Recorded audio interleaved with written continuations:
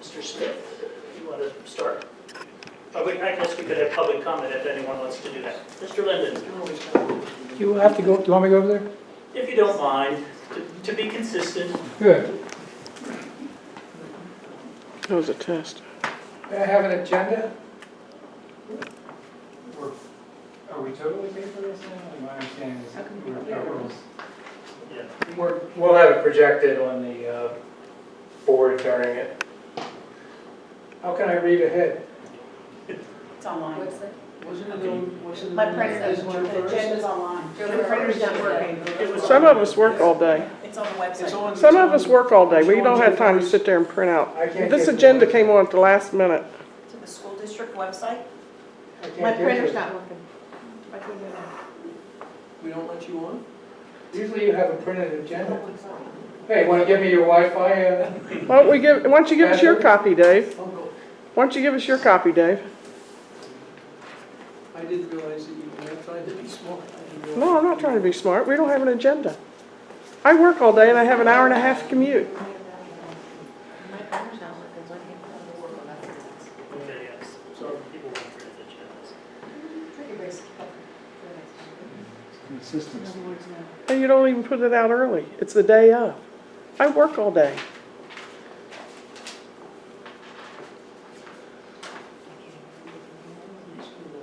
Anyone else? It's been out. Since when? If the problem is we're not communicating it to you, it's been out for 5 days. It came out on September 10th. What did? On the website. What came out September 10th? The agenda was posted on the website. I got it this morning at 9:27, and then again at 3. It's been on the website. When was the final one? This is, as far as I know, this is a phone. Yeah, I think It hasn't been It hasn't been revised.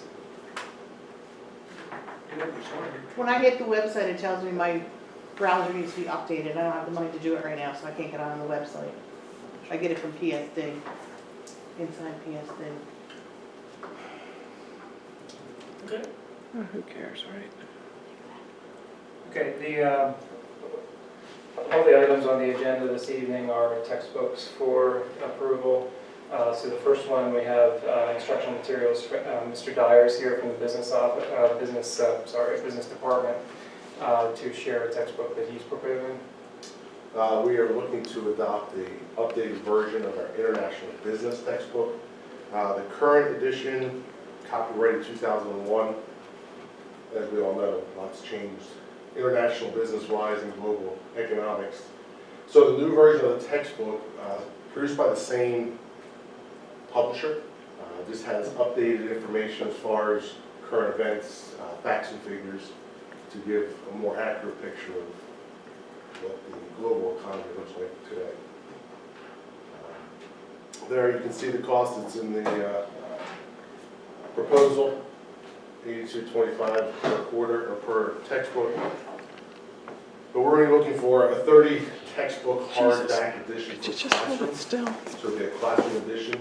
And included in that total price is 180 ebook or electronic versions of the textbook that we could license for a period of time.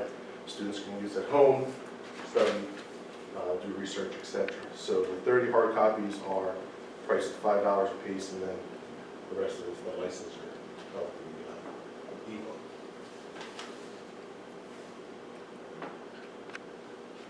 Any questions? Questions?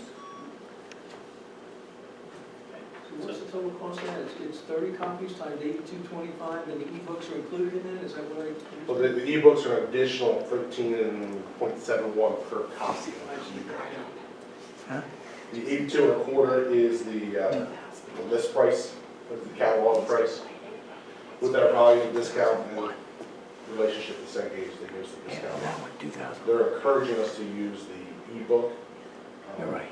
So that's why the $5 per hardback, it's not a typo, it's $5 for text. To encourage you. $5 for text. What does that mean? So for a hardbound textbook, $5. And then we get 180 electronic versions online. Students can access 24 hours a day. The electronic version. Can I ask a question? Is that a 2011 Correct, it's the most recent edition of the text. They don't produce textbooks every year for every. Okay, so this is going to be for next year, Correct, 2015-16. and it's going to have a 2011 copyright, and you're concerned about being up to date? As up to date as the publisher has, yeah, I can't incur. I wouldn't even, nah. It's a waste of money. Any other comments from board members? Not, this will be on the agenda on the 22nd. Is it for approval? Only the audience. Okay. Next, we have Mrs. Tracy Walter, who has some literature books. Thank you. I have two different courses that I'm proposing to book for tonight. I'll start with the American. Can you put your microphone on, please? Oh, I'm sorry. Is that better? Yes. I have two different courses for which I'm proposing text this evening. The first is the American Literature course, and we're looking at multiple levels of the course, academic, honors, and transitional. We did a revision of the actual curriculum last year, and in doing so, wanted to add a unit on contemporary literature. We also were looking to increase the rigor of the text that we taught, and in doing so, remove some of the texts that we thought were a little bit below grade level so that we can introduce more challenging works. And also, one of the areas in the keystones where students tend to struggle is with poetry, so perhaps provide a link to more poetry than we're currently offering with more contemporary and modern works. So what we're doing is, I'd like to propose that we add The House on Mango Street. This would be a book, initially I would like to offer this for the academic and transitional courses. This would be a contemporary literature. The author is Sandra Cisneros. It is written, if you're familiar with it, and perhaps not, it is written in vignettes. They're extremely poetic in form. I would like to see this ideally replace the current reading of Raising the Sun, which is a lot easier to read. I think this would be a little bit more challenging and offer more extensions for students. It also offers a different perspective, because right now we have, frankly, old dead white guys and some African American women, and that's about it. So this would definitely broaden that American experience a little bit more for the students. So that will be taught this year. We're hoping to incorporate it for academic and transitional, with the opportunity to extend it if funds are available next year to purchase additional copies for the honor students to read as an outside reading book. The second two, and I have to apologize because one of the texts, and again, this is completely my mistake. I blame it on myself and technology. I, in my mind, had a copy of the book, but it's an ebook, so I'd be happy to pass it around. I realize it's unfortunately too late for it to be accessible today, so I've expedited it one-day shipping from Amazon, so I will drop it off. Hopefully it'll be here before the end of the business day tomorrow. If not, I would certainly bring it in on Wednesday and have that circulated, so I apologize for my mistake. One of the books that I do have is Farewell to Manzanar. This is about the experience of, it's a true story based upon the experience of the Japanese internment camps. It was not written until the 1970s, so while not exactly contemporary in terms of the last 10 to 20 years, it is much more contemporary than the works that we're currently reading, the most recent of which is To Kill a Mockingbird by Harper Lee. So this offers the Japanese-American experience in the California internment camps. The other book, which I would want to pair them in the honors classes, the other book is entitled, it's much more recent, 2011, I believe, yes. It's called The Buddha in the Attic, and it is about the experience of Japanese picture brides coming to this country, written just, of course, a few years ago, but capturing their experience earlier in the century, looking again at that Japanese-American experience, what it means to be an American in a situation where one is not accepted and welcome. Perhaps providing a little bit more modern perspective. The really unique thing about that particular book is that it's actually written to sort of capture that Japanese culture. It's written in the collective, first-person plural perspective. So it's really interesting. I actually shared it with Mr. Smith. It's a very, very interesting book, and that it really opens up a lot of lessons on style and voice that we can share with the kids. So those would be this text, and the Buddha in the Attic would be for the honors level courses. Okay. Any questions about the American literature selections? Okay. The other four are for a new course this year. Oh, and I'm sorry, those first three would be through English department funds. These next four are program improvement. This was approved last year for this current school year. Excuse me. The four texts, basically the course that we've created is a 12th grade academic semester-long course. The course, which we had initially, when I proposed this course, it was a genre study. The students had an opportunity to vote on the different types of courses that they wanted, and what they selected was literature of conflict. And we were discussing earlier that we expected sci-fi, but it's been a pleasant surprise. So looking at the four main types that in writing the curriculum, we looked at the four main types of conflict that students can experience in literature. So that is man versus man, man versus self, man versus nature, and man versus society. And so we've selected a work to encompass each of those four main conflicts. And then through that, teachers will use the literary text as a vehicle for exploring that conflict and discussing it. The first text is actually no cost to the school. It is Man versus Self, and it's Catcher in the Rye by J.D. Salinger. We actually have copies of this text. We would not need to purchase it. It's something that I, through actually talking to Tracy McKenzie, discovered. This is something that was done, I believe, as an outside read for 9th grade, perhaps 10th grade, long, long time ago, was shelved at some point in time, and I'd like to use it for the 12th graders. So that would be for Man versus Self. The second one, for Man versus Nature, would be The Perfect Storm by Sebastian Younger. This is the true story. This is a nonfiction account, if you may be familiar with the film. With Mark Wahlberg in it. George Clooney. So this explores the really what was a phenomenon of nature in which basically through weather patterns merged to create what meteorologists call the perfect storm and the experiences of the men who braved it and survived it.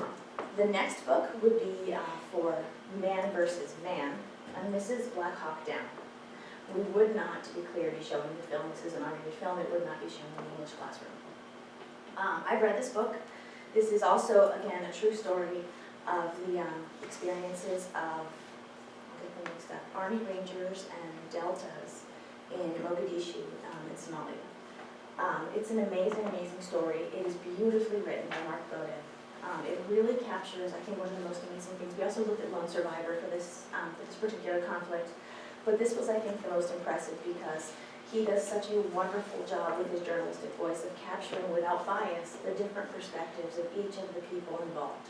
So there's passages that are excerpted looking at the perspectives of the actual Somalians fighting in the war, and you can see their perspective and you can understand their perspective, and I think it really would give the kids a great insight into what war's about and how that man versus man conflict unfolds. The last one is Man versus Society. And just so you know, we've had 2 nonfiction items so far and 1 fiction with Catcher in the Rye. The fourth would be another fiction title, which is Mouse by Art Spiegelman. And this is, just to sort of round things out a bit, actually a graphic novel. It is written at the high school level. It is very well praised and well awarded. It's basically an allegory of, as you can see, mice and cats during World War II. But it's a great, great example of man versus society and how following generations, that's really what captures it best, how following generations continue to struggle with those same struggles that their predecessors and ancestors struggled with. That's it. Questions or board members? Yeah, I've read The Perfect Storm. It's a great book, actually.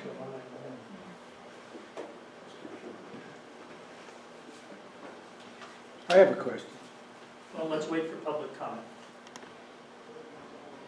So the last title that we have up for approval is was actually brought to me by Jenna Lilly, who's a learning support teacher at Central Middle School. And her proposal is to use this as literature with her learning support students. The title Ungifted, she had a desire to incorporate some literature into her learning support reading section. And this particular title actually focuses on some of the strengths that are non-academic with some students who tend to struggle in school. I think it's a terrific piece for this group to read because it really kind of celebrates. Could you move that chair, talents. please? We can't see.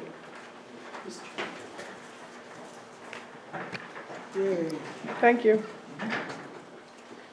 celebrates the diverse talents of some students that aren't typically celebrated in school settings. So I think with this particular group, I think actually it also fits very nicely with some of the goals that we have labeled in our comprehensive plan, because it's looking at the multiple intelligences and diverse talents that students can have. So this, and this title actually would be donated, so there would be no cost, but we need to approve the title for its use. Comments, questions? Okay, if not, next meeting is the 20th of October, 2014, Monday night, as I recall.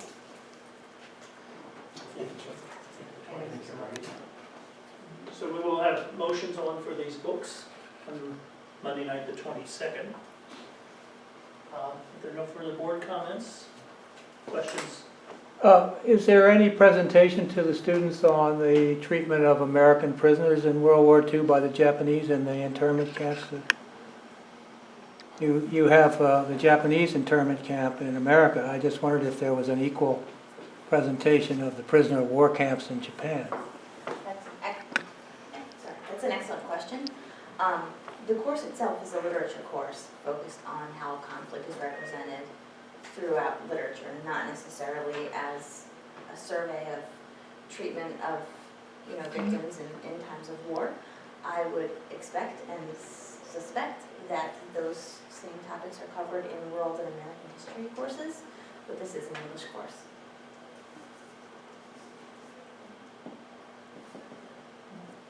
Any other? Mrs. Furlong? Yeah, I'll go to this thing.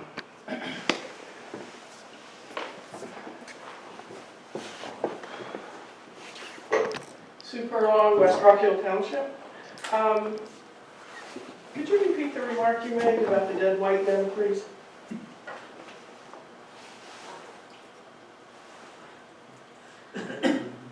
I apologize if I was offensive in any way.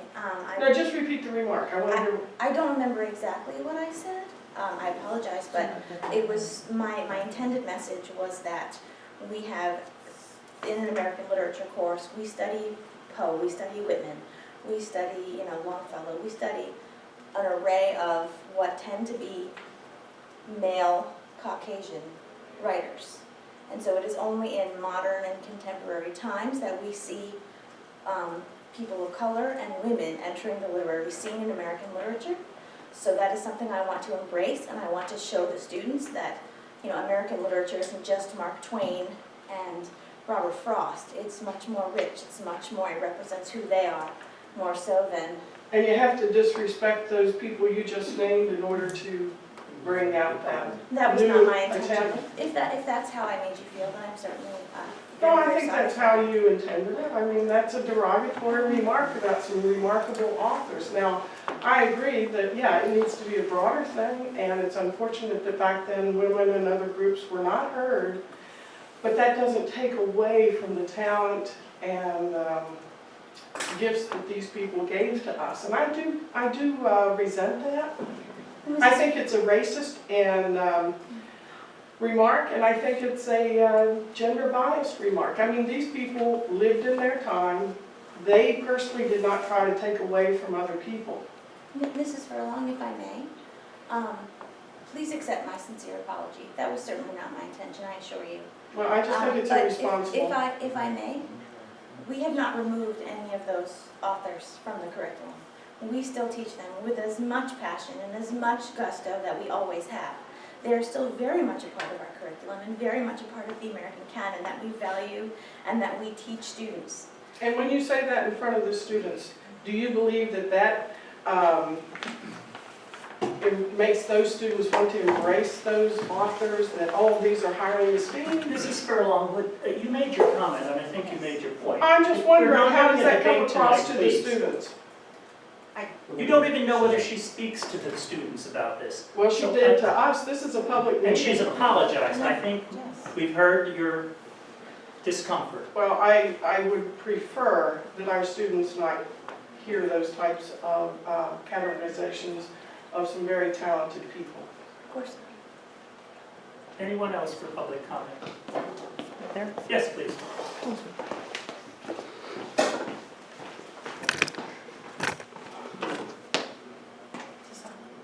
Hi, Claire Steinberg, East Rock Hill. Any books for the squeamish that you can, I know my daughter read Yellowbirds for college and she does like reading about war. Do you have any other books that the other kids that may not want to read about war?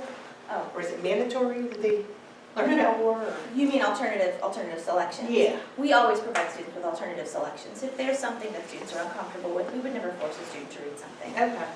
It is, I mean, the course is literature of conflict, Right. so I'd imagine that some degree of war literature would probably be expected, and it's an elective course that students would choose. Okay. But that being said, we still always offer students many opportunities for other choices. Okay. And I just got that it's a certain class that it is, but I was wondering if maybe you could introduce books for children with Asperger's, like Freaks, Geeks, and Asperger's is a nice book. Maybe, you know, you have one-on-one and one versus society. Maybe, you know, kids read about kids with Asperger's and maybe they wouldn't bully them and treat them so harshly. No, I appreciate that. It's Just a suggestion. It's our first semester with the course, so I hope that it will continue to grow. Cool. And as it does, hopefully we can incorporate more types of conflicts. And maybe not just a certain, maybe not just a certain class, but maybe throughout 9th through 12th grade. That would be good. I would appreciate it. Thank you. How many people do you have in this class?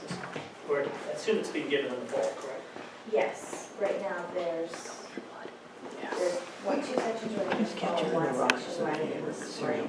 I believe our enrollment was mid-60s, so line into two, and split over three. Any other comments or questions from the audience? Not. This meeting is adjourned. There will be a short recess, and then the next meeting will be commencing very